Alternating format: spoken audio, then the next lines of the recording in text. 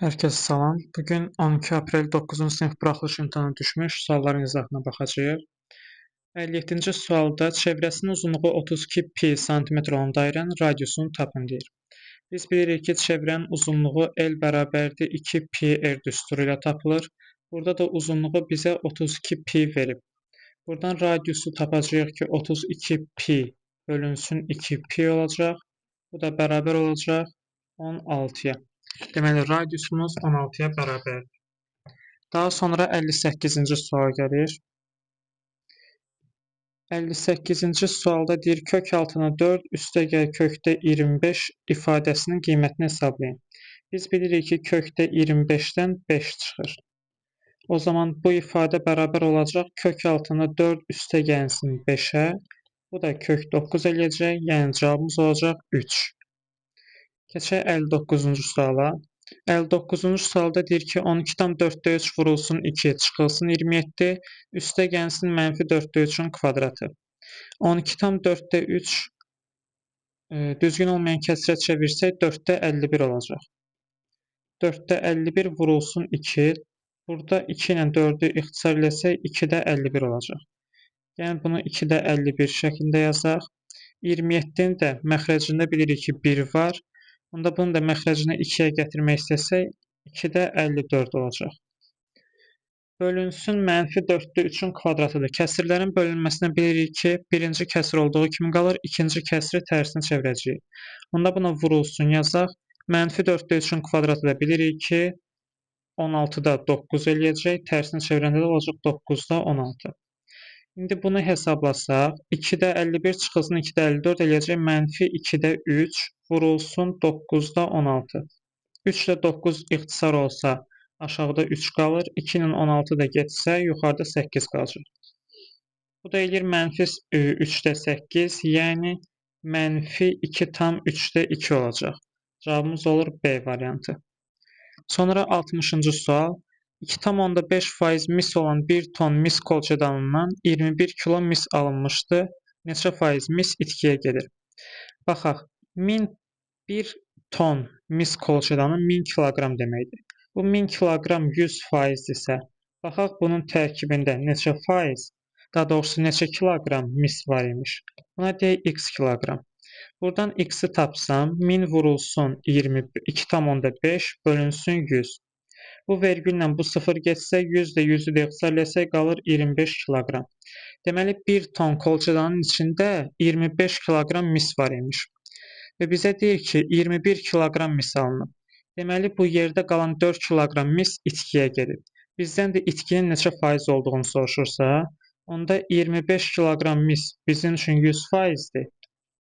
4 kiloqram itkiyə gedəndə bir P faizdir. Buradan P-ni axtarsaq, P bərabərdir 4 vurulsun 100 bölünsün 25-dən. 100 də 25 ixtisar getsə 4, 4 vur 4 də 16. Deməli 16% mis itkiyə gedib. Gəlir 61-ci sual. Tam səthin sahəsi 24 sm kvadrat olan kubun həcmini tapın. Bilirik ki, kubun üzləri 6 dənə kvadratdan ibarətdir. Bir kvadratın sahəsi A kvadratıdırsa, bunun tam səthin sahəsi olacaq 6A kvadratı və 6A kvadratı bərabərdir 24-dir. Bu halda A-nın kvadratını tapacağıq ki, 4-dür. A-nı buradan tapırıq ki, 2-dir. A-nın -2 cavabını götürmürük, çünki uzunluq mənfi ola bilməz. A 2-dirsə, kubun həcmini istəyir. Bilirik ki, kubun həcmi də A kubu düsturlu hesablanır. Bu da 2-nin kubu bərabərdir 8 olacaq.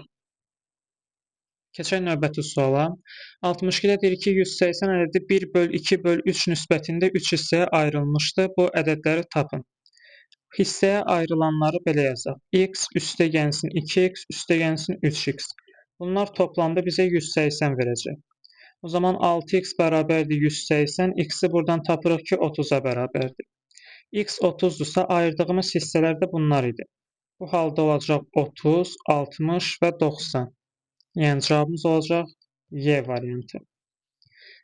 Sonra 63-cü sual. 63-də deyir ki, A çıx 5 kvadratı çıxılsın 16 çoxhəddisini vurğulara ayırın.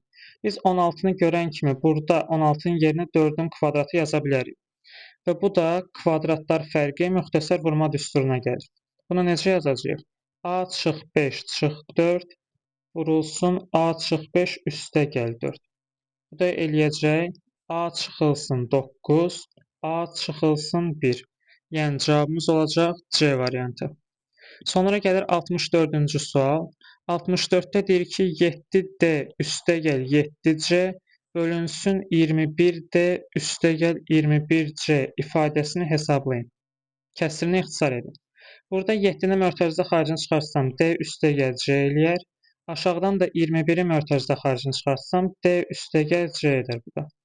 D üstə gəl C'lər ixtisar getsə, 7 ilə 21 də ixtisar getsə, aşağıda 3 qalar, yuxarıda 1 qalar.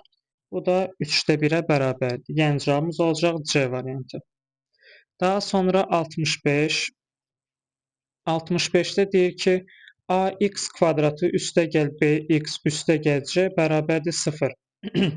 Kvadrat tənliyinin kökləri -5 və 3 olarsa, yəni x1 bərabərdir -5, x2 bərabərdir 3-dür. B böl A nisbətini bizdən soruşur.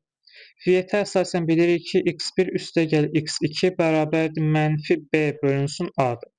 x1-in üstünə x2 gəlsəm, yəni -5 üstə gəl 3 eləyəcək -2. -2 bərabərdir -b böl A-dırsa, bu zaman hər tərəfi -1-ə vursaq, 2 bərabərdir b böl A almış olarıq. Bizdən soruşduğu da b böl A idi, cavabımız olacaq 2. Daha sonra gəlir 66-cı sual. 66 deyir ki, koordinat müstəvisində ABCD kvadratının təpələri verilmişdir. B təpəsinin koordinatını tapın. Belə bir koordinat sistemi çəkək.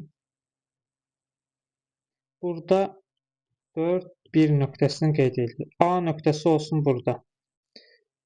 C nöqtəsi 2 -1-dədir. 2, burada olsun -1. Bura C nöqtəsidir.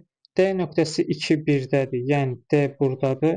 Bu halda əgər bu kvadratdırsa, B də bu hissədə olmalıdır da. Bunlar perpendikulyarlığa tamamlansın deyə. Bu halda B-nin x-i 4 olacaq, y-i də -1. Deməli, B təpəsinin koordinatları 4, -1 olacaq. Daha sonra 67-ci sual gəlir. Deyir, bölünən 496 qismət 4 qalıq 96-dır. Böləni soruşur bizdən. 496 bölünsün x bərabərdir 4 qalıq 96. Böləni tapmaq üçün bölünəndən çıxacağıq qisməti, daha doğrusu qalığı, böləcəyik qisməti. 496-dan 96 çıxsaq 400, bunu da bölsək 4-ə cavab eləyəcək 100. Deməli, bölənimiz 100 imiş. Cavab olacaq C variantı.